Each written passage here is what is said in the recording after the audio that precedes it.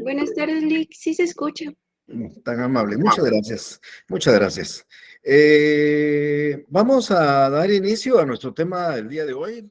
Hoy tengo programado por lo menos hablar de 2 medios de prueba más. Sin embargo, si es posible, podemos abordar un tercer tema. Los temas que tengo propuestos para el día de hoy es hablar un poco del dictamen de expertos, como ustedes ya han visto en la filmina, y el reconocimiento judicial. Ambos medios de prueba están regulados en el artículo 128 y su orden es como los estamos tratando de explicar. Para hablar antes de iniciar esto, yo sí quiero, por favor, pedirles a ustedes que tengan muy presentes lo que es la teoría de la prueba. Esto es bien importantísimo para efectos de entender cómo ustedes introducen legalmente un medio de prueba al proceso. Ya les mencioné a ustedes de que las 3 etapas del procedimiento probatorio es anunciar la prueba u ofrecerla, es un anuncio de la prueba que usted hace en su demanda o hace en su contestación de demanda si es el demandado, perdón, el demandante o el demandado.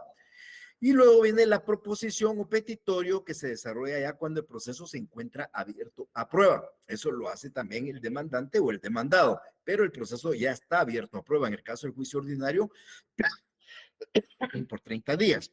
Y por último, la última etapa es el diligenciamiento de la prueba, donde el juez desarrolla todas las etapas para incorporar la prueba legalmente al proceso. Estas son las 3 etapas del procedimiento probatorio. ¿Por qué son importantes entenderlas?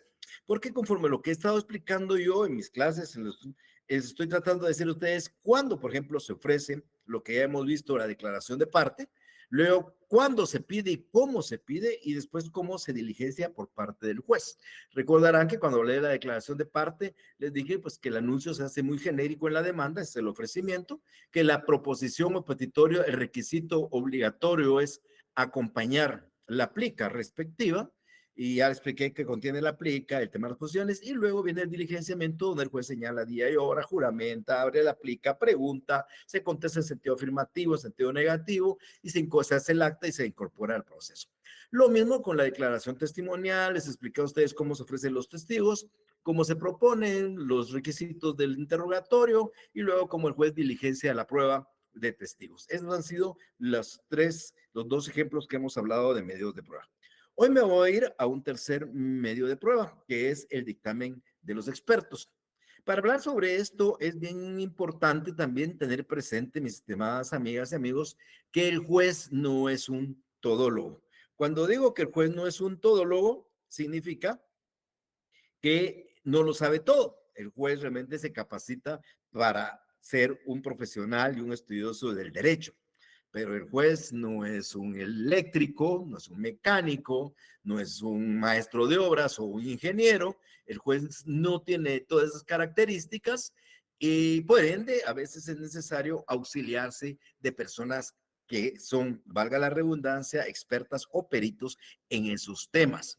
Es decir, si yo voy a colocar y tratar de probar, por decir algo, cómo está elaborada una pared, de qué clase de concreto tiene, qué clase de hierro detiene esa pared, eso no lo va a poder manejar un juez. O si yo quiero determinar qué clase de corriente o de energía eléctrica está en una vivienda, pues tampoco lo va a poder hacer el juez. O por dar algún otro ejemplo, determinar una clase de madera o una clase de algo, tampoco. Es decir, lo que trato de decirles es que el juez es necesario en algunos casos es auxiliarse de personas versadas en ciertos temas o en ciertas materias que nosotros vamos a conocer como expertos o peritos. ¿Por qué es una prueba por inducción o deducción? Porque al perito o al experto no le consta el hecho que estamos nosotros tratando de probar, sino él con sus conocimientos llega a deducir esa circunstancia.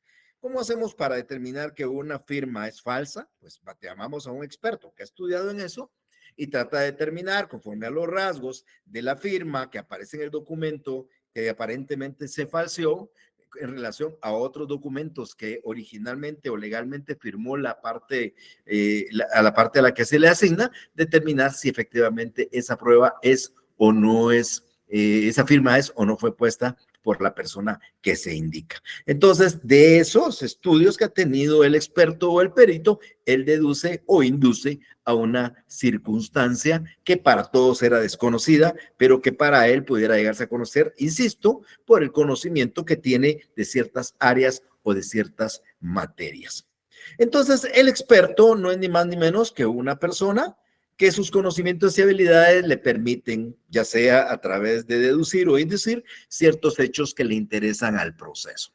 Insisto, yo estoy poniendo la idea de una firma, pero puede ser expertos en electricidad, en automotriz, en cualquier disciplina de la cual lógicamente el juez no tiene conocimiento. Entonces, para eso es el apoyo de los expertos. Esa es la función que desarrollan ellos, apoyando, insisto, basado en sus conocimientos, esas circunstancias, esos hechos que le permitan a él sacar algunas conclusiones en relación a los hechos que se indican.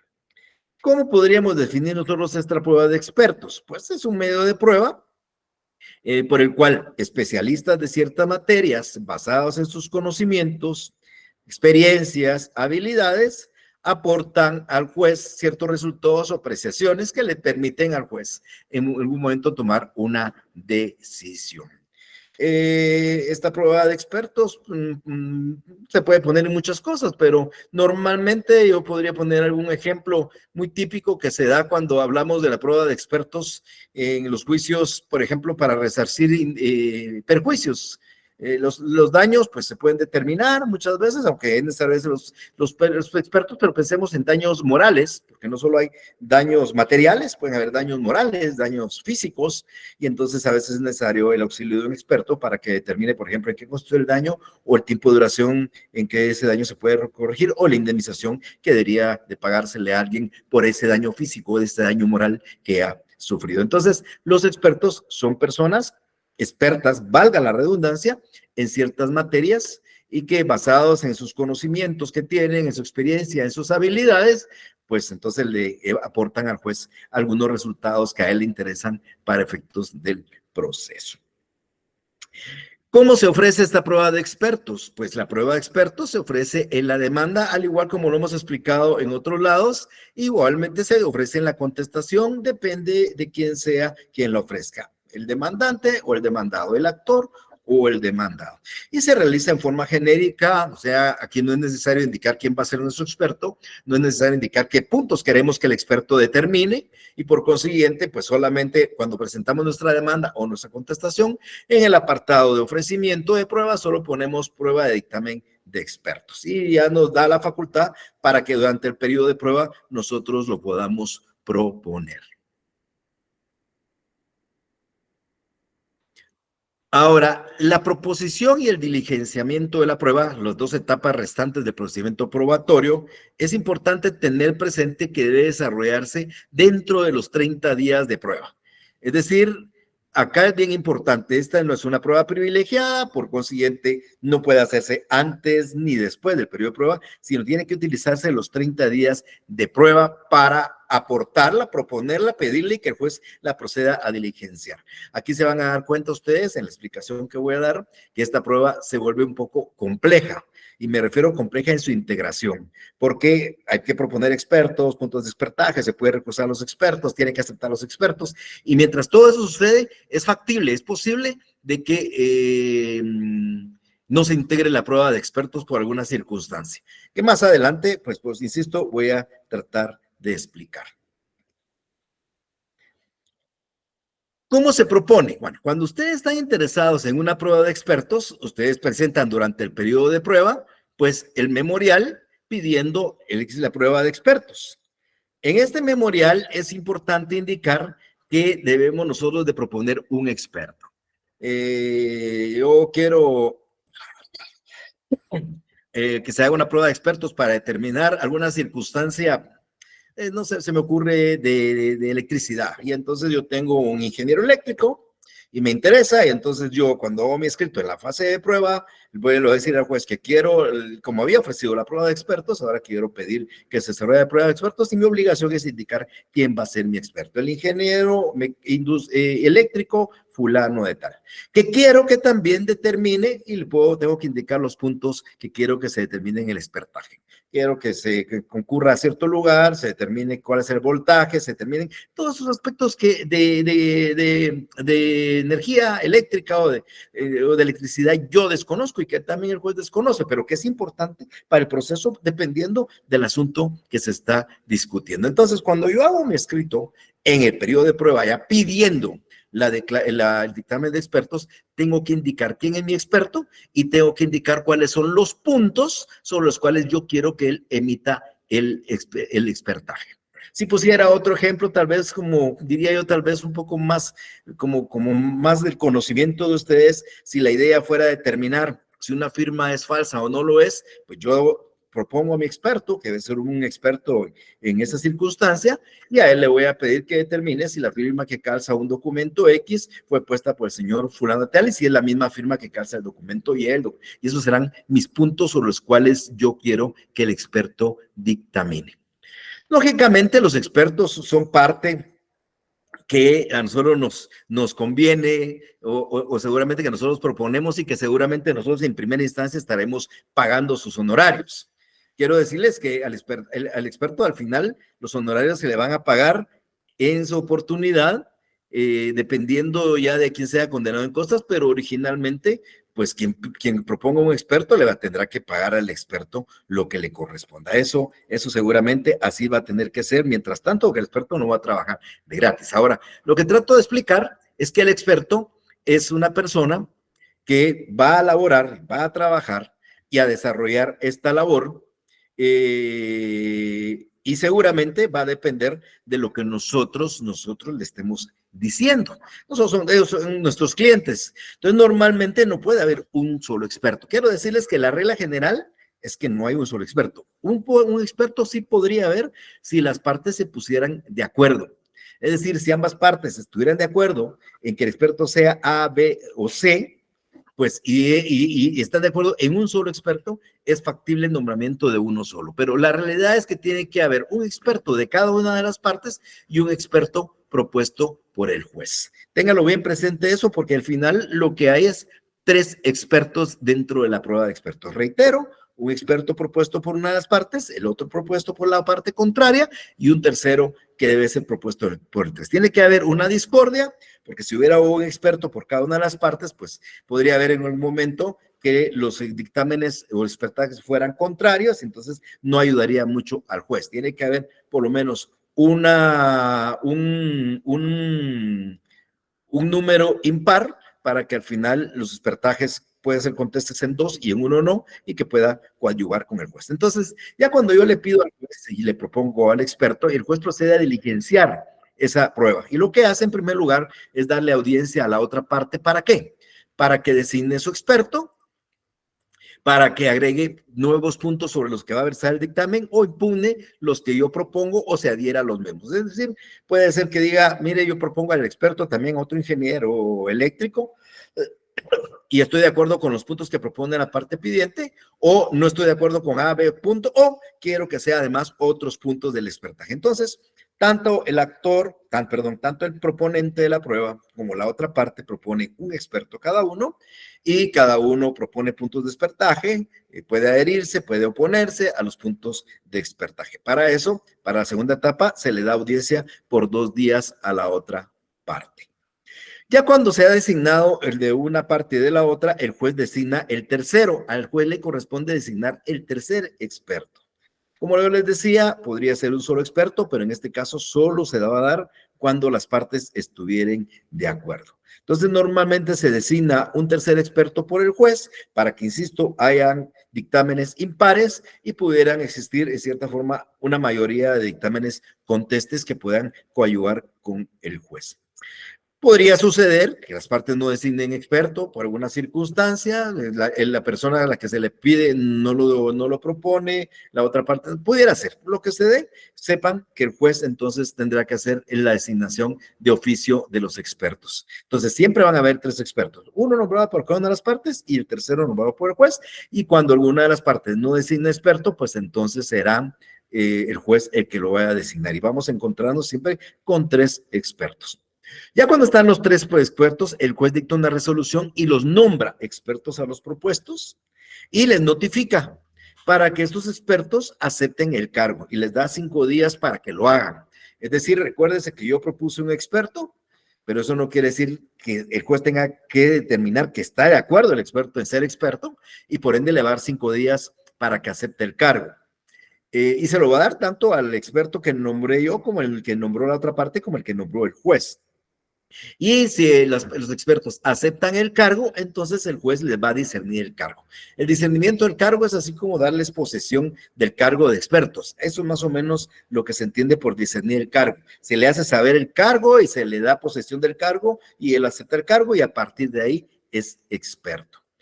Puede darse, mis estimados amigos, que algún experto no acepte el cargo, porque una cosa es que yo lo proponga y otra cosa es que lo acepte. Y si él no lo acepta, entonces el juez le va a fijar a la parte que propuso ese experto que no aceptó un plazo para designar otro experto. Y si no lo hace, entonces el juez también, reitero, lo va a hacer de oficio.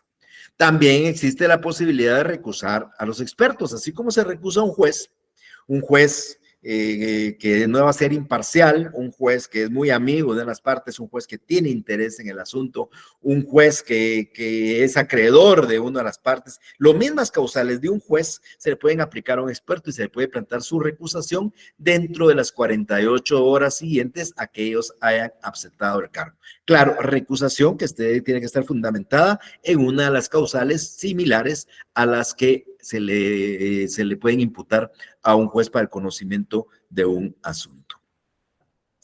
Ya cuando todo esto ha concluido, quiere decir que ya se propuso cada uno de los expertos, el juez ya los nombró, los expertos ya aceptaron y ya se les discernió el cargo, entonces el juez procede a dictar un auto. Ese auto se llama auto de recepción de la prueba, y ese auto de recepción de la prueba debe contener lo que aparece en la filmina. Debe contener, perdón, se me fue un poquito aquí. Debe contener los puntos siguientes. El auto debe confirmar el nombramiento de los expertos, aquellos expertos que fueron propuestos, que el juez designó, que aceptaron el cargo, los debe de confirmar, si es conformamiento de este nombramiento. Debe determinar cuáles son los puntos del expertaje. Recuérdense que cada parte propuso puntos y el juez al final determina cuáles van a ser objeto del expertaje. Y por último, les fija un plazo para rendir su dictamen. Esto es bien importante. Este auto de recepción de prueba, por ley, debe de ser dictado dentro de los 30 días de la prueba. Si por alguna circunstancia este auto de recepción de prueba no se dictara en esos 30 días, sino ya pasaron los 30 días, esa prueba ya no tiene mucho valor. O sea, ya no puede evaluarse, ya no se integra, ya no se incorpora legalmente al proceso. Entonces, quiero que tengan bien presente esto. Miren, la prueba es complicada. Tanto es así que he de decirles que en un juicio ordinario que tiene 30 días, integrar esta prueba es bien complicado. Porque con un experto que no acepte, con un experto al que se le recuse, con un experto que no se nombre, los términos, los tiempos van corriendo y es posible que no se integre este auto de recepción de prueba, que debe dictarse dentro del periodo de la prueba. Lo que puede hacerse fuera del periodo de la prueba ya es la emisión del dictamen. El juez fija un plazo, puede ser 15 días, 20 días, un mes, y eso ya sí puede ser fuera del periodo de prueba. Así lo dice la ley, por consiguiente, es bien importante resaltar. Entonces, se complica en un juicio ordinario y lo mismo podría decir más aún, y que diría casi difícil o imposible, en un juicio sumario, en un juicio de los que vamos a ver el semestre entrante. Entonces, aquí es importante que tengan presente ustedes esta forma. Yo en un momento voy a tratar de hacer un breve resumen más rápido de lo que aquí acabo de explicar. ¿Cómo se valora esta prueba, estimados amigos? Pues recuérdense que el sistema de valoración que regula el Código Procesal Civil y Mercantil es que normalmente todas las pruebas se regulan conforme al sistema de la sana crítica. Y este no sale de esa opción.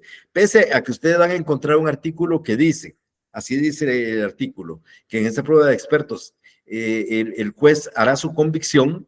En el análisis de todo, y uno estima que podrá ser libre de convicción, no, la prueba de expertos igual que el resto de pruebas, salvo la prueba de documentos públicos, salvo la confesión que surge de la declaración de parte, todos los demás se valoran conforme al sistema de la sana crítica, que como expliqué en su oportunidad, es un sistema que surge del derecho español y donde se aplican las normas de derecho, de lógica, de la experiencia, para poder de la experiencia y de la lógica para poder tomar algunas decisiones. Entonces, solo para tratar de explicar muy rápidamente, antes de concluir este tema, esta es una prueba por inducción o deducción, una prueba donde la cual lo que buscamos es el auxilio de personas especializadas en ciertas materias, con conocimientos y experiencias que pueden coadyuvar ayudándole al juez a darle alguna opinión que sacan de una deducción del estudio que ellos han tenido y que pueden llegar a ayudar al juez a la hora de resolver el proceso. Este sistema o este mecanismo de prueba requiere de 3 expertos, salvo que las partes estén de acuerdo, puede ser uno solo, pero siempre van a ser 3 expertos, uno nombrado por cada una de las partes y uno nombrado por el juez. Cuando el juez diligencia una despedida, le da audiencia a la otra parte, cada parte propone un experto, propone puntos de expertaje, el juez designa a los expertos que se proponen, ya cuando los expertos aceptan el cargo, el juez les dice en el cargo, los designa, los nombra, y ya nombrados, el juez dicta, perdón, ya aceptado el cargo, el juez dicta un auto de recepción de la prueba de expertos, auto que debe contener el nombramiento en definitiva de cada experto, los puntos sobre los cuales se va a emitir el expertaje, se va a realizar el expertaje y el tiempo en el cual se debe realizar ese expertaje. Todo debe dictarse dentro del periodo de prueba, salvo el dictamen que puede ser fuera del periodo de prueba. Ok, ese es uno de los temas. Mientras yo cargo ahí, si alguno de ustedes tiene alguna duda sobre este tema, por favor, este sería un buen momento para preguntar, mientras yo cargo el siguiente video del que vamos a hablar, o sea, la siguiente prueba sobre la que vamos a hablar en este momento. ¿Alguien que tenga alguna duda?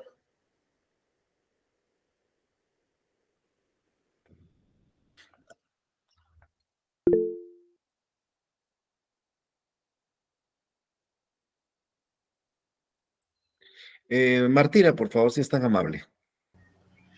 Gracias, licenciado. Perdone, es que no entendí muy bien un tema en el numeral 9. Cuando usted dijo de esto último que estábamos viendo, donde usted dijo que en caso de que algún experto no acepte el cargo, la parte que lo propuso debe proponer otro experto. Otro experto, pero donde dijo que en el plazo que el juez le fije, bajo un apercibimiento, pero no entendí muy bien cuál es ese apercibimiento. El apercibimiento es que si no designa ese otro experto, el juez lo hace de oficio. O sea, lo que trato aquí de explicar es que usted, pensemos, Martín, le pongo un ejemplo a usted, si usted es parte en un proceso, usted tiene derecho a designar un experto.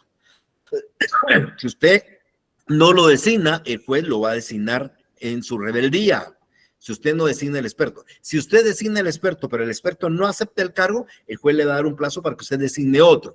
Si usted no lo designa, el juez lo va a hacer bajo el apercibimiento que si usted no lo designa, él lo va a hacer. O sea, siempre van a haber 3 expertos. La facultad de las partes para designarlo es de cada una de las partes. Pero si una de las partes se niega a designarlo, el juez se lo va a designar de oficio. A eso me refiero, ¿eh? Pero cuando las partes no designan a este experto, el juez declara rebelde a la parte que no haya designado. Pero la rebeldía hay que entenderla como una negativa a nombrar a su experto. Entonces, el juez le dice, mire, yo bajo apercibimiento de que si usted no designa experto, yo lo voy a designar de oficio. El juez lo percibe, ese apercibimiento es un llamado de atención. Martina, usted ya nombró un experto y su experto no aceptó el cargo. Le voy a fijar un plazo de 48 horas para que designe otro, bajo percibimiento, que si usted no designa ese, en esas 48 horas, yo, pues, lo voy a designar de oficio. Muchas gracias, licenciado. No para usted, Martina. Gracias. Diana, por favor. Buenas tardes, licenciado. Buenas tardes. El auto de recepción de la prueba es como ya teniendo la hoja donde aceptan el cargo, los expertos, los puntos, y eso tiene que hacerse dentro de los 30 días, ¿verdad? Es una resolución auto, ¿verdad? Recuérdense que hay decretos autos. Este es un auto, donde el juez, después de que ya pidieron el experto, una parte propuso su experto y los puntos de expertaje, la otra parte ya propuso su experto, los puntos de expertaje, el juez ya designó un tercero y ya los 3 expertos aceptaron, el juez dicta un auto, una resolución interlocutoria, el auto razonada, haciendo saber de que se ha cumplido con todos los requisitos y que entonces se nombra en definitiva como expertos A, B y C, o sea, los expertos que aceptaron el cargo. Los puntos del expertaje van a ser estos, 1, 2, 3, 4, 5, 6, y el expertaje o el dictamen del expertaje deberán de rendirlo en un lapso de 50 días contados a partir de la notificación. Entonces los expertos ya tienen 50 días a partir de que les notifican para hacer un expertaje sobre los puntos que el juez le ha encomendado. No sé si le queda claro. Entonces, el auto de recepción de la prueba tiene que ser dentro de los 30 días, si no, ya no vale, ¿verdad? En cambio, la otra donde tienen que hacer la emisión del expertaje, ya los expertos pueden hacer fuera de los 30 días, ¿verdad? Así es, correcto. El auto ese auto donde el juez designa en definitiva a los expertos y nombra y pone los puntos de expertaje y fija un plazo, eso tiene que dictarse dentro de los 30 días del periodo ordinario de prueba. Claro, podría ser, si nosotros sabemos que no da tiempo, podemos pedir la ampliación. Recuerden que se puede ampliar por 10 días más. La cosa es que sea dentro del periodo de prueba. 30 días o su ampliación, si es que la pedimos, de 10 días más. Ahí tiene que dictarse ese auto. El dictamen que los expertos vayan a rendir ya se va a salir fuera del tiempo. De hecho, si el juez fijara 50 días, habrá que esperar 50 días para que ellos lo presenten y de ahí continuar con el proceso ya con la vista y con la sentencia para decidir, porque es una prueba que estaría válidamente diligenciada, solo pendiente de emitirse el dictamen. Muchas gracias, licenciado. A usted, Diana. Por favor, Carla. Buenas tardes, licenciado Mario. ¿Podría volver a explicarme cuando los expertos aceptan el cargo? Usted mencionó que el juez los discernirá. Sí, sí. Cuando los expertos aceptan el cargo, el juez les da posesión. Se llama discernimiento de cargo. Cuando usted lea en cualquier código y se les va a discernir el cargo, es que se le está designando y se le está dando posesión del cargo. Los expertos, los interventores, todos los que en cierta forma son auxiliares del juez en el sistema de justicia, tienen que aceptar el cargo y el juez tiene que discernírselos, darles posesión y hacerles saber pues que han sido designados para que tomen posesión del cargo. Eso se llama discernimiento del cargo. Gracias, licenciado. Para usted. Ok. Ya con ese orden de ideas pasamos nosotros a hablar de un siguiente medio de prueba y vamos a hablar del único medio de prueba directo. Recuérdense que hablé en su oportunidad de una clasificación doctrinaria que aplica mucho al código nuestro, que hay medios de prueba directos por percepción, hay medios de prueba indirectos por representación y hay medios de prueba por inducción o deducción. Hoy vamos a hablar en este momento del único medio de prueba directo. ¿Por qué es directo el reconocimiento judicial? Porque no es ni más ni menos que el mecanismo que el juez utiliza para constatar algún hecho que está siendo sometido a la discusión del proceso. Aquí me he permitido poner y colocar un vehículo destruido para el ejemplo y poner una figura de alguien que hace la función del juez. Pues esta persona está determinando cuáles son los daños del vehículo, lo está haciendo el juez en forma directa y, por supuesto, por eso es un medio por percepción. Y es directo porque en forma directa él constata los hechos que estamos siendo motivo de discusión. Le dije yo al juez que el vehículo se destruyó, que el windshield está destruido, que los silbines, etcétera, etcétera, y el juez constata, conforme a lo que yo le voy a explicar en un momento cómo se propone la prueba, el juez constata esos puntos y los incorpora al proceso, pero lo determina él. Claro, no todos los hechos los puede determinar el juez. El juez puede determinar una alteración, el juez puede hacer un reconocimiento sobre una vivienda. De hecho, aquí voy a explicar sobre qué, pero es el único medio de prueba directo y es el único medio por el cual el juez percibe. La forma de percibir del juez normalmente es a través del sentido de la vista, pero por supuesto puede ser también a través del sentido del tacto, sentido del gusto, sentido del olfato, sentido del oído, por supuesto. Entonces, para eso son nuestros sentidos. Entonces, el juez tiene una percepción directa del asunto y por eso este medio de prueba es el único medio de prueba directo. Él va a constatar el examen de lugares, objetos y personas. O sea, ¿qué puede ser objeto de reconocimiento? Lugares, objetos. Perdón. Ay, me disculpan, güey.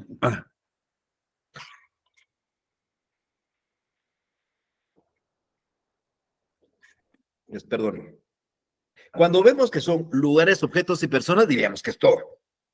Yo estoy alrededor de aquí de lugares, de objetos y de personas.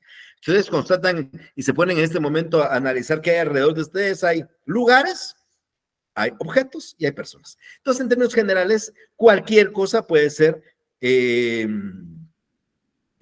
sujeto a un reconocimiento judicial. ¿Qué le interesa al proceso? Que nos interesa que el juez determine o constate por sí mismo. Entonces, vamos a encontrar, insisto, que son sujeto de reconocimiento judicial, las personas, los lugares y las cosas. En relación a las personas, les quiero comentar que es un tema un poco complicado. Realmente no se visualiza un reconocimiento sobre las personas. Sin embargo, por ejemplo, esto es bien interesante, en el Código Procesal Civil y Mercantil, cuando uno promueve unas diligencias para declarar la incapacidad de una persona, para declarar a una persona en estado de interdicción, o sea, aquellas personas mayores de edad que adolecen de una enfermedad mental que no les permite discernir y que no les permite actuar por sí mismas y hay que declararlas en estado de interdicción, en estado de incapacidad, pues la ley establece en ese procedimiento que el juez debe llamar a la persona e entrevistarla. Ahí el juez hace un reconocimiento sobre las personas.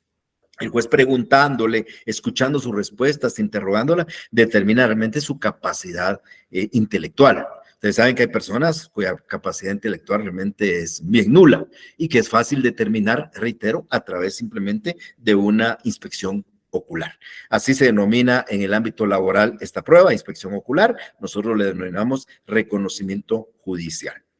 Es la segunda de las pruebas privilegiadas. También quiero recordarles a ustedes que prueba privilegiada es aquella prueba que puede proponerse, ofrecerse y diligenciarse, puede proponerse y diligenciarse en cualquier estado del juicio. Esta prueba ustedes la pueden pedir antes de que se abra la prueba, la pueden pedir durante el periodo de prueba y la pueden pedir aún cuando ya haya concluido el periodo de prueba. Es una prueba privilegiada. He hablado de dos medios de prueba privilegiados. La declaración de parte es una y este es el segundo medio de prueba privilegiado que se llama reconocimiento judicial. Hablemos un poco sobre el procedimiento probatorio. ¿Cómo se ofrece? También en la demanda o en la contestación, insisto, dependiendo de quién es el que la esté ofreciendo, el demandante o el demandado.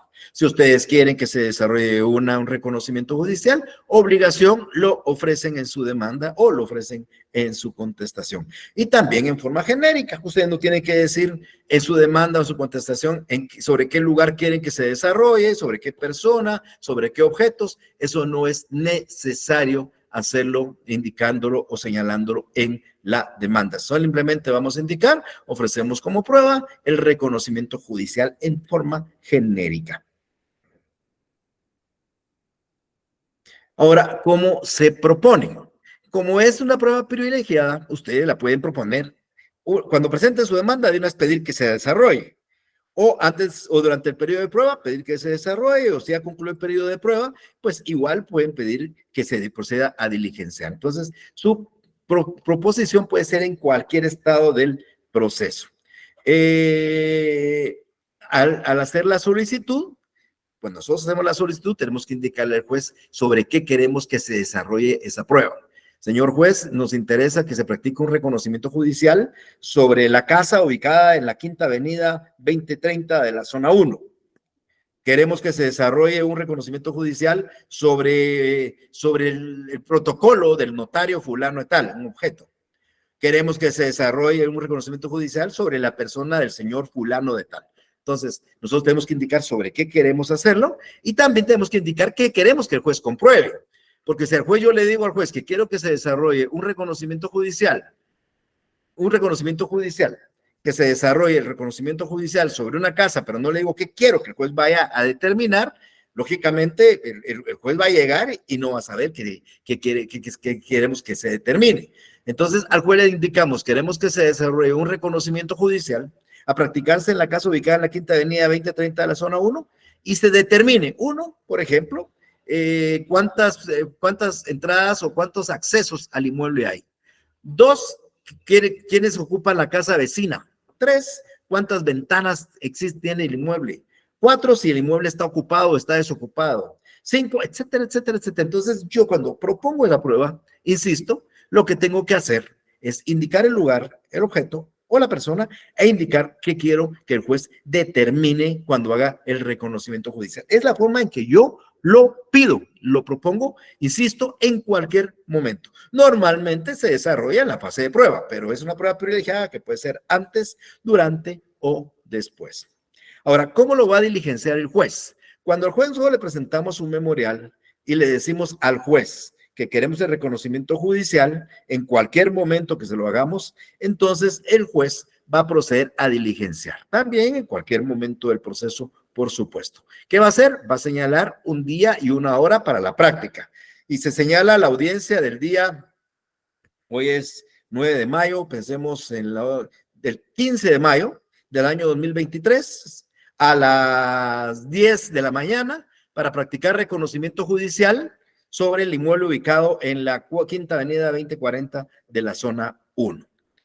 Eso es para determinar los puntos indicados en la solicitud. Esta audiencia debemos notificarla con 3 días de anticipación. ¿Se recuerdan ustedes que la declaración de parte había que notificarla con 2 días de anticipación y la declaración de testigos con 3 días de anticipación? El requisito es hacerlo con 3 días de anticipación. Eso es lo que establece la ley. 3 días de anticipación para desarrollar, para desarrollar la diligencia hay que notificar esa audiencia a las partes como mínimo.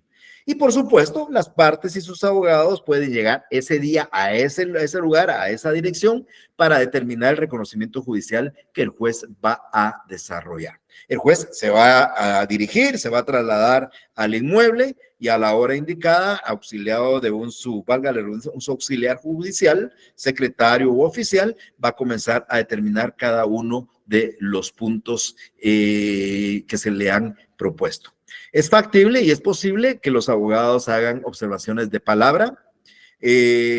También es factible que si hay un asunto muy particular en el reconocimiento del cual el juez no tenga experiencia, por ejemplo, determinar el voltaje de una casa en ese momento, se puede auxiliar de un perito en electricidad y también es factible examinar testigos en ese momento. Que el juez encuentre que hay algunos testigos y el juez determine la posibilidad de poderlos entrevistar. O examinar, de preguntar. Esto es bien interesante porque el reconocimiento judicial, el juez va a llegar al lugar y ahí va a determinar cada uno de los puntos, las partes le pueden hacer algunas observaciones, el juez si necesita determinar un punto del reconocimiento, yo recuerdo de un reconocimiento judicial que se hizo en un edificio donde se pedía y se le pedía al juez que determinara si el voltaje era 110 o 220 y yo le decía al juez que él no podía determinar esa situación porque siendo 210 o 220, él no era experto en eso.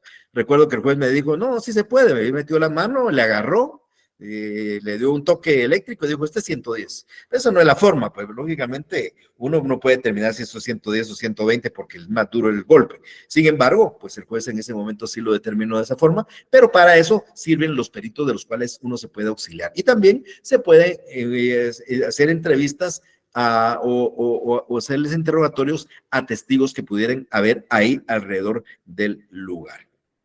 Una vez se está desarrollando la diligencia, el juez eso lo levanta en un acta, lo hace constar en un acta, y en esa acta, pues ahí se determina, se firma por quienes hayan comparecido al reconocimiento judicial y ya se incorpora al proceso.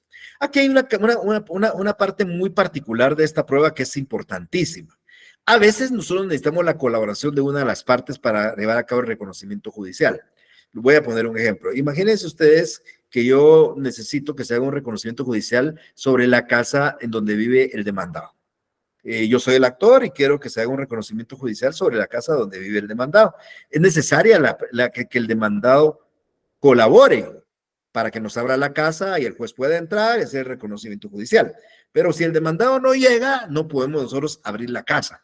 Esto de los allanamientos que ustedes ven ordenados por un juez solo procede en el ámbito penal. En el ámbito civil, un juez no va a decretar un allanamiento.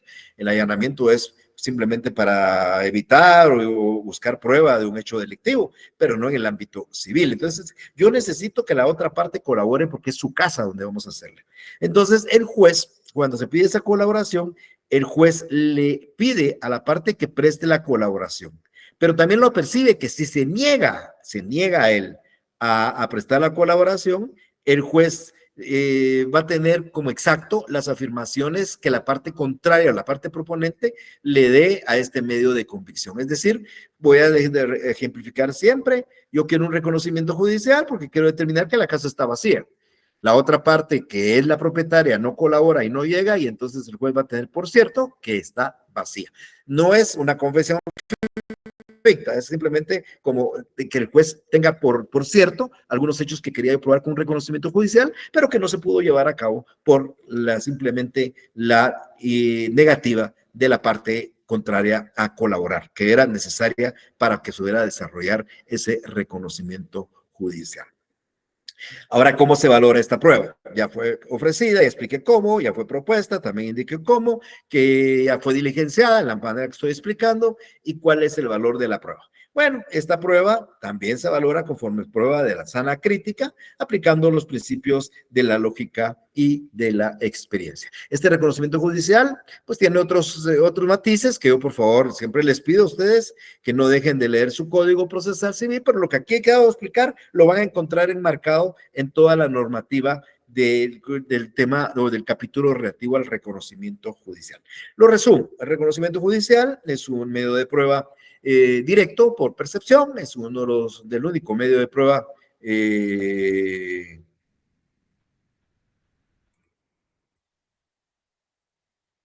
único medio de prueba directo por percepción que aparece en el código porque el juez constata por sí mismo. Puede ser objeto de reconocimiento personas, lugares y cosas, y cuando uno ofrece el reconocimiento judicial solo tiene que ser en forma genérica, ya sea en la demanda o en la contestación. En la fase de prueba o antes o después, porque es una prueba privilegiada, yo al pedir reconocimiento judicial tengo que indicar sobre qué quiero que se haga, lugar, persona o cosa, y cuáles son los puntos que quiero que el juez determine.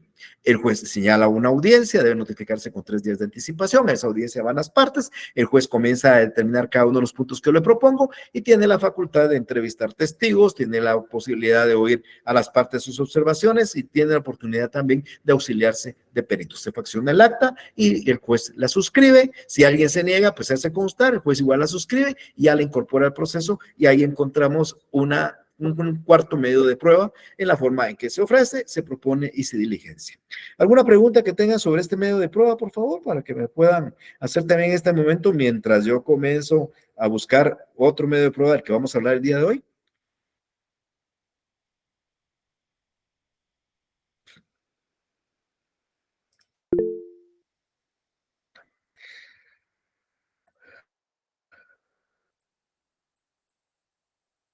Martina, por favor. Gracias, licenciado. Perdone, sobre el valor de esta prueba, usted dijo que se valora conforme a los principios de la sana crítica. ¿Correcto? Dijo algo más, pero ya no logré captar. Si quisiera ser tan amable. No, solo eso, no hay otro. Mire, pues, bueno. tres sistemas de valoración, Martina: libre convicción, sana crítica, prueba legal o tasada. De esos 3, la libre convicción no existe en nuestro país, solo queda sana crítica y prueba legal o tasada. De esos 2, la que genérica, la que se aplica siempre como norma general es la sana crítica, y salvo casos especiales como la confesión que surge de la declaración de parte o los documentos públicos autorizados por empleado o funcionario público, estos se valoran conforme al sistema de prueba legal o tasada. Todos los demás conforme a la sana crítica. ¿Bueno? Muchas gracias, licenciado. A usted.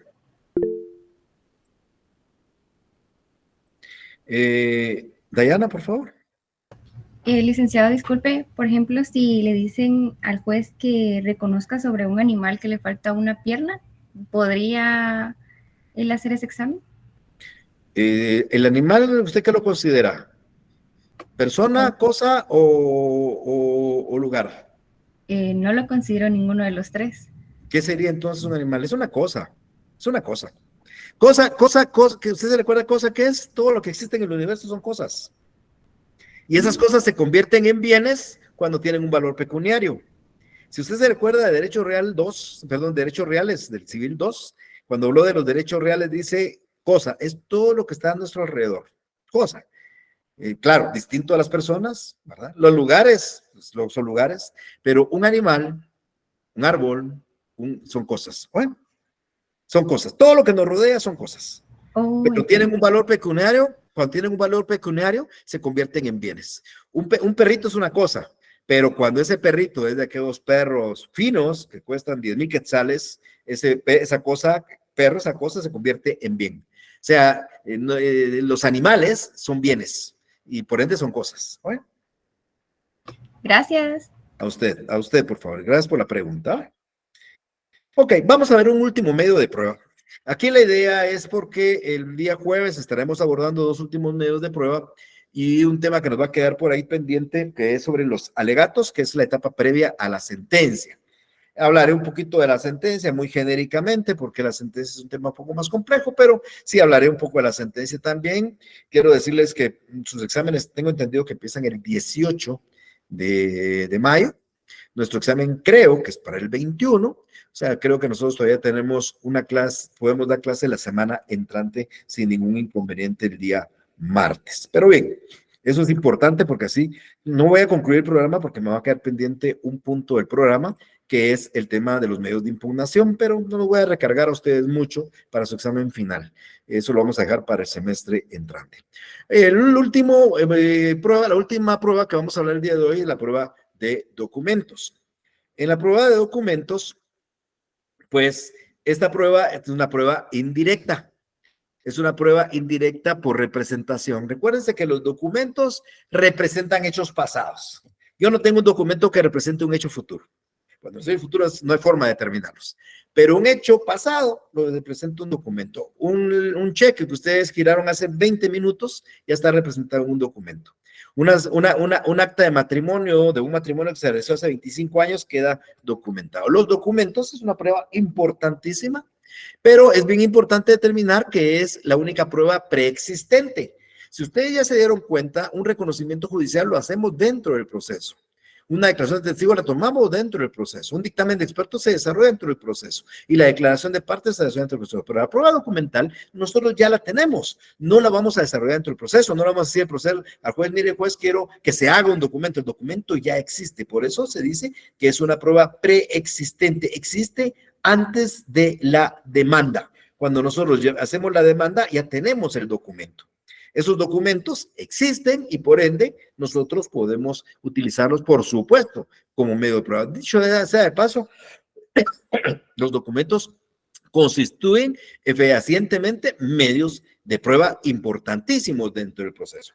Es un medio de prueba indirecto porque así en el juez ve el documento, pero el documento le cuenta al juez lo que pasó en el pasado. Por eso es indirecto por representación. Ese documento le relata al juez un hecho histórico, aunque haya sucedido hace 10 minutos o aunque haya sucedido hace 50 años. Y con eso nosotros podemos tratar de probar algunas de las afirmaciones que nosotros formulamos en el proceso.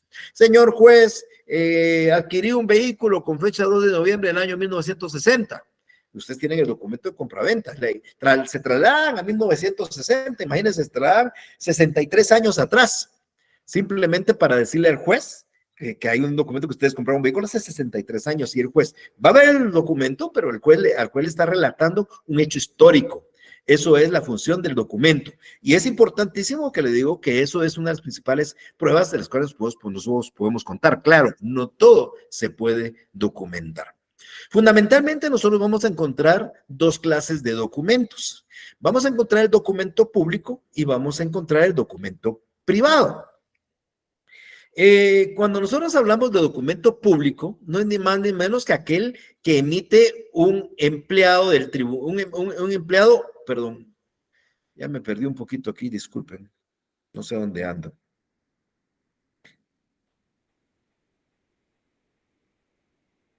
Me van a disculpar un segundito, solo voy a determinar dónde está la presentación que estaba haciendo porque se me acaba de desaparecer.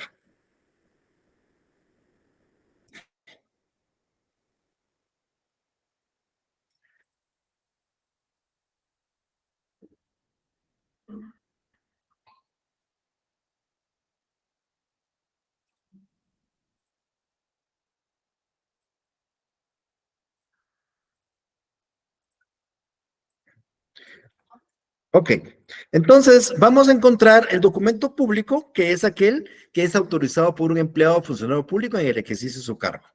El registrador civil, el registrador del Registro Nacional de las Personas es un funcionario público. Sus certificaciones son documentos públicos. Un notario que hace una escritura pública, ese documento es un documento público. El testimonio que saca un notario es un documento público. Y bueno, todo es documento público, aquel documento que es realizado, faccionado, emitido, autorizado por un empleado o funcionario público y que lo hace en el ejercicio de su cargo. Porque una cosa es que yo, Mario Gordillo, soy notario y entonces yo hago mi carta X, eso no es un documento público porque yo lo estoy haciendo pese a que yo soy notario, pero no en el ejercicio de mi cargo de notario. El documento público es, al igual que la declaración de parte la confesión que resulta de la declaración de parte, es los medios de prueba más idóneos para probar un hecho. O sea, del documento público, el juez no puede dudar. Si a un juez le vamos a una certificación de edad por RAP, él debe de creer y aceptar, por cierto, lo que dice ese documento. Si le presentamos el testimonio de la escritura pública, el juez cree en ese documento. Aunque el juez dijera, es que ese notario yo lo conozco, es un notario mañoso y es mentiroso y había falseado y lo han condenado por falsedad, el juez tiene que creer porque es un documento autorizado por un empleado, en este caso por un funcionario público. El documento público da tal certeza al hecho alegado que es, como decía en un principio, hace fe y por ende constituye una plena prueba. Los datos que aparecen en el documento público son fidedignos.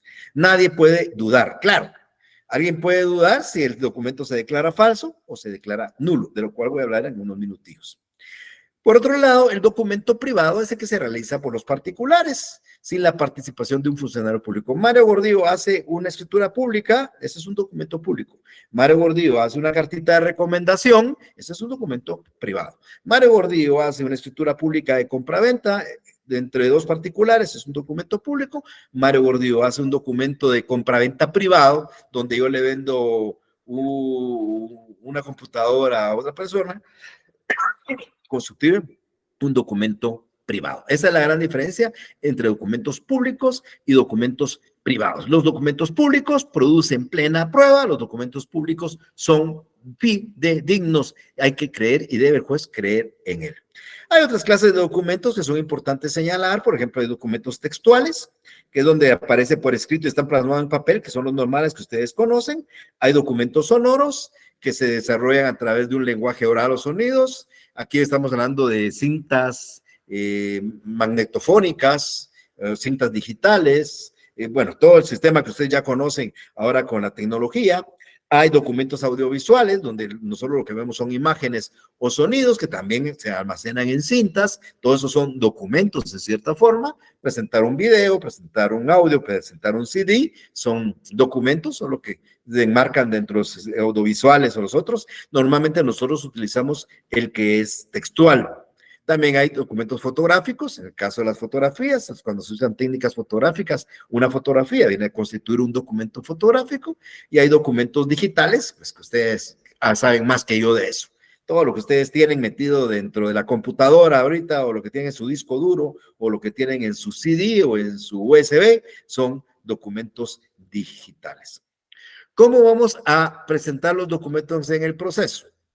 Estos documentos, como son preconstituidos, es obligación, ojo, es obligación acompañarlos a la demanda.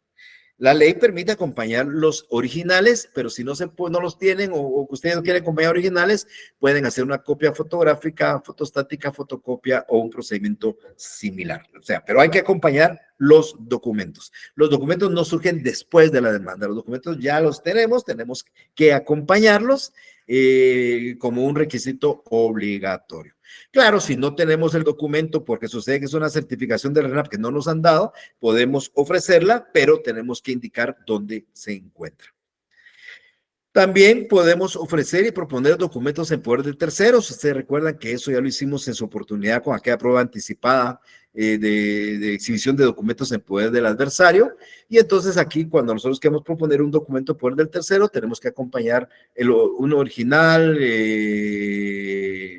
debemos de acompañar y demostrar que el tercero tiene el documento para que este tercero lo acompañe. Tan claro, tenemos que también nosotros que sufragar los gastos que ocasione llevar el documento al proceso. Ese es el documento en poder de terceros, que no son parte. Y en poder del adversario o la parte contraria, también explicamos eso cuando hablamos de las pruebas anticipadas, y nosotros tenemos que acompañar una copia del documento o indicar qué datos existen en el documento. Debemos de probar que el documento está en poder del adversario, el juez le fija un plazo para la entrega del documento, bajo apercibimiento de que si no lo hace, se tiene por exacto lo que dice el documento. Eso ya lo expliqué cuando hablé de las pruebas anticipadas de reconocimiento de documentos. Esto también que le estoy poniendo a la pizarra es importantísimo. Un documento privado, como no es autorizado por funcionario o empleado público, se tiene por cierto, pero existe la posibilidad de pedir el reconocimiento de documentos. También lo expliqué cuando hablé de la prueba anticipada.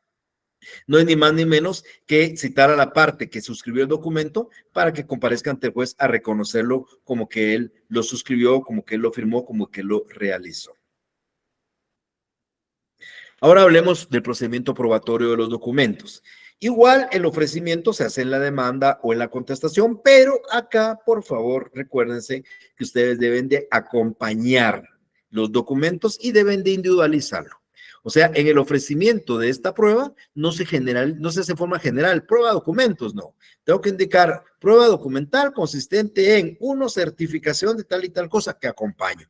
2, a carta de fecha tal suscrita que acompaño. 3, testimonio de la escritura pública número tal, autorizada por el notario. O sea, lo voy a individualizar en el ofrecimiento y lo voy a acompañar a la demanda o a la contestación de la demanda.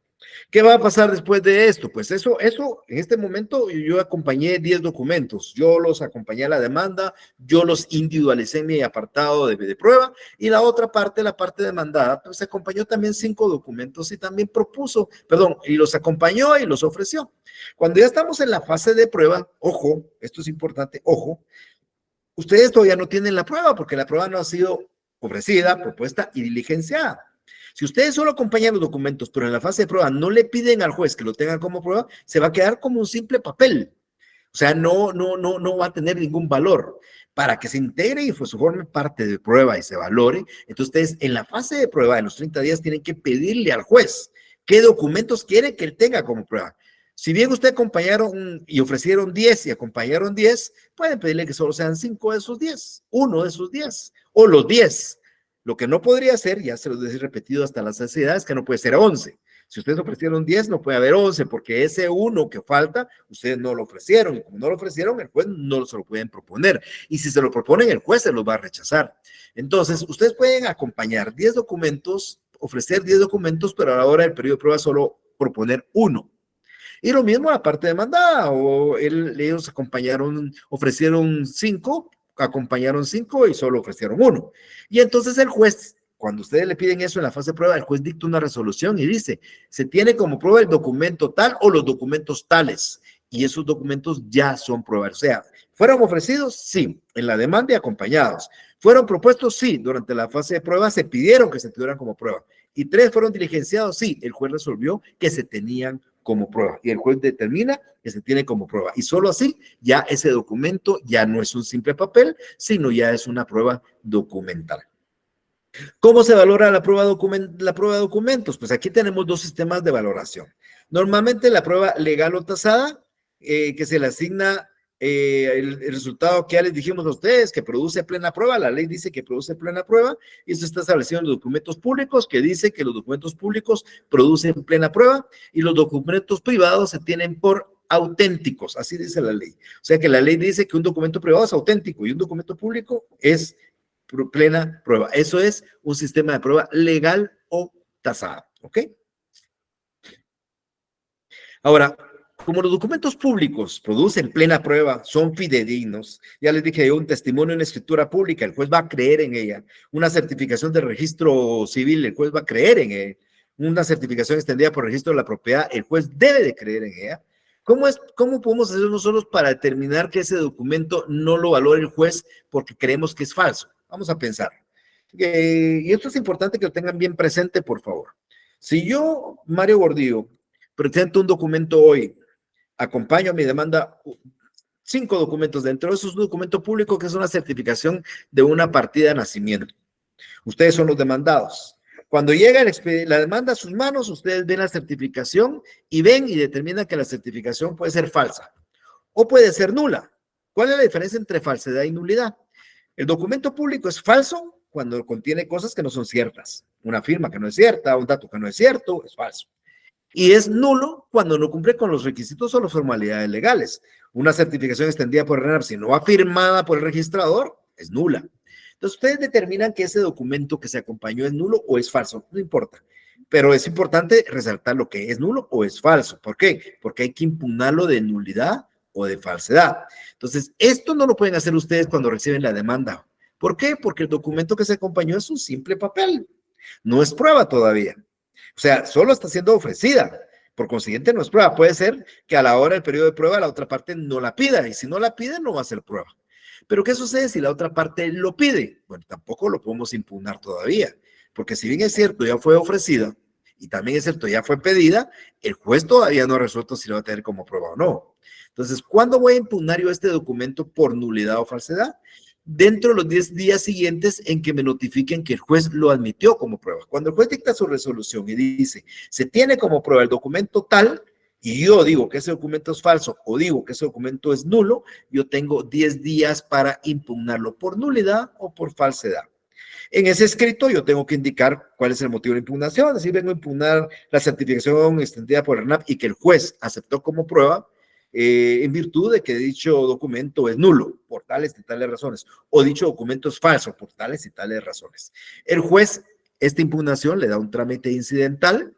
Aquí es importante, es un incidente de simultánea sustanciación, es decir, es un incidente que se tramita en cuerda separada, no suspende el proceso, se abre una pieza separada solo de la impugnación del documento para discutir en incidente si es nulo o es falso. Lógicamente, como es un incidente, se va a dar audiencia por 2 días a la otra parte y se va a ir a prueba por 8 días. Y una vez resuelto, el juez va a dictar la resolución que declara si es nulo o es falso. Y esta resolución es apelable. Se va a poner a interponer recurso de apelación, se va a ir a la sala o al tribunal superior y este tribunal va a decidir si es nulo o es falso. Si el documento se declarara falso, como aquí hay un hecho delictivo, el juez debe certificarlo conducente a un juzgado de orden penal o al Ministerio Público para que lógicamente se haga la investigación y se hagan las deducciones de responsabilidades penales que correspondan por la falsedad del documento. Entonces, si este documento se declara nulo o falso, ya el juez ya no va a creer en él, pero mientras esa nulidad o falsedad no se pida, ese documento produce plena prueba.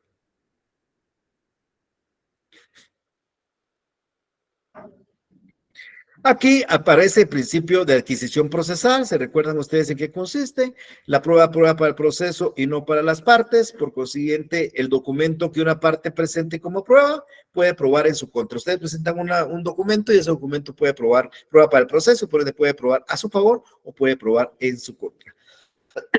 Ahí está aplicado el principio de adquisición procesal. Esto es lo relativo a la prueba documental, una prueba importantísima, porque les digo que en ella quedan registrados los hechos históricos. Es una prueba, al igual que la declaración de parte, que son fundamentales porque de tener los documentos depende mucho el resultado de un proceso. Si ustedes tienen documentos autorizados por un notario que establecen alguna circunstancia, ténganlo por seguro que ustedes ya llevan por delante muchos de esos aspectos. ¿Alguna pregunta que tengan en relación a esta prueba documental? Recuérdense, hay pruebas, hay documentos públicos, privados, los públicos producen plena prueba, los privados se tienen por ciertos, la prueba debe ser ofrecida y acompañada, individualizada en la demanda, debe ser propuesta en el periodo de prueba y la parte pues debe resolverla admitiéndola como prueba. Se pueden impugnar los documentos públicos, dentro de los 10 días siguientes de haber sido admitidos por el juez y el trámite es incidental. Ivonne, por favor, perdón, José Ernesto, si es tan amable, por favor. Sí, buenas tardes, Lick. Solo una pregunta. Es que usted dijo que cuando se impugnan esos documentos, que es un proceso aparte, ¿verdad? O sea, no se suspende el proceso ni nada. Entonces mi pregunta es, si hay varios documentos que fueron impugnados, ¿se lleva un proceso por cada uno o se pueden juntar varios documentos en un proceso? Muy bien, José, gracias por su pregunta. Mire, pues es bien importante resaltar, para que quede un poco claro, no es que se lleve un proceso aparte, ¿verdad? Se lleva un incidente aparte. Porque un proceso aparte, yo, por ejemplo, yo quiero impugnar un documento público, no estoy en un juicio ordinario, pero yo simplemente vi que hay una escritura pública que falsearon mi firma y yo planteé un juicio ordinario de impugnación de ese documento. Pero cuando el documento se presenta dentro de un proceso y ese documento es falso, yo no voy a un juicio ordinario a la par de este, sino planteo un incidente para impugnar de nulidad o falsedad. Es un proceso accesorio, para que quede claro y no vamos a confundir. Entonces, ese proceso principal y un proceso accesorio que va dentro del proceso principal. Pero estos incidentes son de simultánea sustanciación cuando se van en cuerdas separadas. En un expediente va el proceso principal y un expedientito, por decirle la palabra para entender, va el proceso accesorio. Y son de sucesiva sustanciación cuando detienen el proceso. Una excepción previa suspende el proceso, ese es un incidente de sucesiva sustanciación, pero una impugnación del documento no suspende el proceso, se tramita en una cuerda separada. Ahora, en relación a su pregunta, importantísima, si hubieran 5 documentos públicos que hay que impugnar, háganlos de forma separada. La ley no dice nada, un principio de economía sería hacer los 5, pero va a ser muy complicado probar en un incidente las 5 falsedades o las 5 nulidades del documento. Si usted tiene 5 documentos que usted cree que son falsos o son nulos, presente 5 incidentes impugnando uno por uno y el juez va a abrir 5 procesos incidentales. Ok, muchas gracias. A usted, muchas gracias, José. Rosita, por favor. Buenas tardes, licenciado. O sea que yo debo de individualizar todos los documentos que voy a presentar en la demanda. Yo no puedo agregar, por ejemplo, si yo no agregué una certificación o copia de un DPI, no lo puedo agregar más adelante en el proceso. No, Rosita, no. No puede. Usted tiene que anunciarlos primero, proponerlos y diligenciarlos. Si usted no lo anuncia y luego lo quiere pedir, el juez se lo va a rechazar. Usted me va a decir, bueno, es que se apareció después. Bueno, pero la ley no establece nada de eso. No existe ese. Cuando usted presenta su demanda, usted busca los documentos que le van a servir de base. Si usted el documento no lo tiene, porque usted quiere probar un matrimonio y no le han dado la certificación del registro de RENAP, pero ya le urge presentar la demanda por cuestiones de prescripción o de caducidad, y usted presenta la demanda, usted no acompaña ese documento, pero sí lo ofrece y le dice al juez, ofrezco certificación extendida por el RENAP, que por no contarla en este momento no se acompaña, pero se encuentra en el Registro Nacional de las Personas, en el libro tal, por lo tal, del libro tal. Tiene que indicar el lugar donde se encuentra el documento. No lo acompaña porque no lo tiene a la mano, pero sí sabe usted dónde está.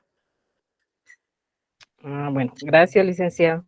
Sí, pero interesante, siempre no puedo yo ocultar cartas, porque si esa facultad existiría, yo guardaría documentos importantísimos que no quiero que la otra parte impugne o que la otra parte valore y los presento cuando yo quiera. No, hay que cumplir ese orden, ofrecer, proponer, diligenciar, ¿ok?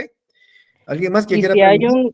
Perdón, si hay un documento importante para el proceso que apareció después, tampoco hay ningún medio por el cual se pueda, por ejemplo, un testamento, alguna cosa así que sea importante para el proceso que apareció después, ya no se puede agregar tampoco. Fíjese, Rosita, que sí hay una etapa que le voy a explicar el jueves o el lunes, el martes, que se llama auto para mejor fallar o auto para mejor proveer, que es una resolución que el juez dicta antes de dictar sentencia y ordena traer a la vista algunos documentos que él cree que son importantes para el proceso, pero le sirven más para aclarar algunas cosas. Entonces, yo no ofrecí una prueba y nadie, pero hay como usted dice, un testamento que surgió. Yo le puedo pedir al juez que lo traiga a la vista en auto para mejor fallar, pero el juez ya decide él si sí o si no, porque esa es una atribución del juez, no es un derecho nuestro de podérselo pedir. Yo le puedo decir, mire, señor juez, apareció ese testamento y no fue ofrecido y por ende no fue propuesto, pero le pido a usted para que aclare más las cosas, que usted en auto para mejor fallar pida que se le traiga a la vista y el juez podría incorporarlo. Ya le digo, de oficio, normalmente es de oficio esto, es porque él tiene duda de algo, pero usted tiene el derecho a pedir y el juez podría acceder y traerlo a la vista en auto para mejor fallar. Ah, está bien interesante. Gracias, licenciado. A usted, Rosita. Gracias a usted. Evelyn, por favor. Licenciado, al acompañar los documentos a la demanda, ¿hay alguna formalidad o solo al final se ponen las certificaciones, por ejemplo? Documentos que acompaño y las certificaciones que ya individualicé. No, cuando usted acompaña, usted hace su demanda, que ya sabe cómo se hace una demanda, pero en la demanda hay un apartado de ofrecimiento de pruebas. Entonces le voy a dar un ejemplo de las pruebas que hemos visto hasta ahorita. Ofrezco como prueba declaración de parte. Nada más. 2, ofrezco como prueba también declaración de testigos. 3, reconocimiento judicial a practicarse en los lugares, personas y cosas que oportunamente indicaré. 4, dictamen de expertos. 5, documentos consistentes en 1, certificación de tal cosa. 2, testimonio de escritura. 3, ahí estoy individualizando. Aquí las generalicé y aquí estoy individualizando cada documento que yo estoy acompañando. Está bien, gracias, licenciado. A usted, Evelyn. Diana, por favor. Licenciado, el valor de la prueba aquí es el sistema de la prueba legal o tasada. ¿De cuál prueba? ¿De documentos públicos? Sí, los documentos públicos es prueba legal o tasada. El documento público produce plena prueba. Aquí al juez no le permiten razonar, ni por lógica ni por experiencia. El juez cree en ese documento porque la ley dice que tiene que creer. Es prueba legal o tasada. También el privado. El privado lo tiene por cierto. Lo tiene por cierto, pero en el privado él lo tiene por cierto, pero otros documentos, otras pruebas podrían desvirtuar ese conocimiento, ¿me entiende? O sea, es prueba legal porque le dice que lo tiene por auténtico. El juez no puede decir ese documento no es auténtico, pero si otros medios de prueba le demuestran lo distinto, pues no es lo mismo, ¿me entiende? Que un documento público. Oh, entiendo, entonces se podría decir que el privado es por el de la sana crítica.